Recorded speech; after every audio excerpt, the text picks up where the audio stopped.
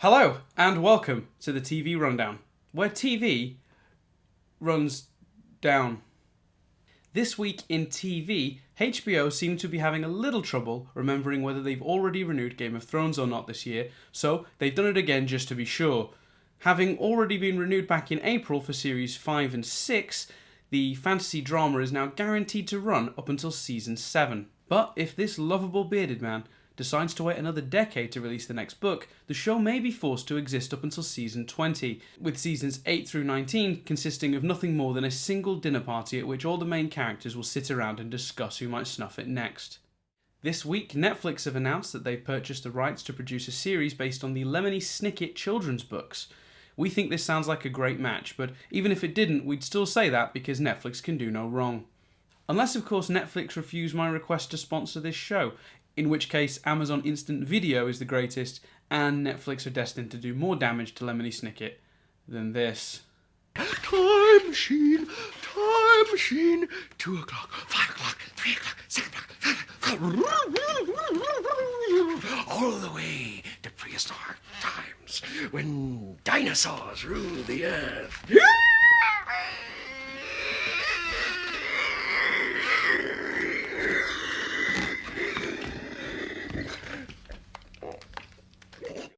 And now, we visit Dan in the Sincerity Corner. Thanks, Dan.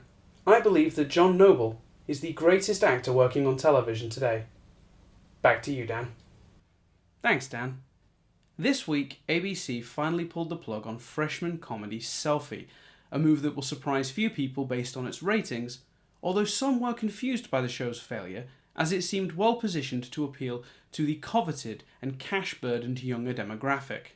But it seems to have been misjudged massively. The show was really about dropping the more shallow activities that substitute real-life interactions, such as Instagram and Twitter, and instead promoted getting out in the real world and actually living your life. The problem is that the people who are likely to tune into a show called Selfie are exactly the sort of people who don't want to hear that message. And the sad fact is that the people that would have appreciated that message and the heart of the show never gave it a chance because it was called bloody Selfie.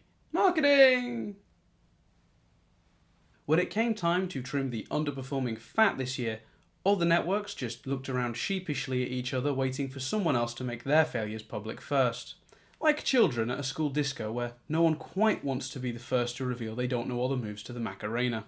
In the end, it was ABC who found enough courage to go first, cancelling Manhattan Love Story, followed shortly thereafter by NBC, who had been holding it in for so long that they had 2 shows to cancel at once, in A to Z and Bad Judge. To me, the real story here is how Fox's PR team managed to trick everyone in the entertainment industry into thinking the Manhattan Love Story was the first show to go. Make no mistake, the first show this season to be cancelled was Mulaney. And we're not just saying that because we predicted it on our Twitter feed. Let's look at this objectively. Cancellation occurs when a production is stopped because it's earning so little from ad revenue that the network can no longer justify the cost of more episodes. At this stage, the network usually announced that the show is cancelled. Production on Mulaney was stopped well before Manhattan Love Stories due to low ratings. The only difference is that Fox haven't announced the part about it not coming back yet, giving fans hope of a renewal that will never come, and the show will quietly vanish from the schedule, never to be seen again. This is a genius move from a network struggling to convince everyone that everything is fine, while they've had a season that can be generously described as disappointing and more realistically can be described as an utter f***ing disaster.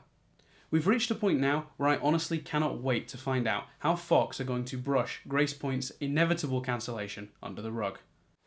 No, honestly, it was supposed to be an event mini-series, a one-off. We were never going to do more. It's not cancelled. What if the ratings picked up? Well, then we'd make more, obviously. I mean, we're not stupid. No, it was always meant to be a one-off. Even if the ratings picked up, they would just be the one. Not cancelled. One-off event. You writing that down? One-off, yep. Event, mini-series. I don't care if you don't know what that means. Not cancelled. And that is everything for this week on the TV Rundown. Remember to subscribe for more content like this. Time machine, time machine.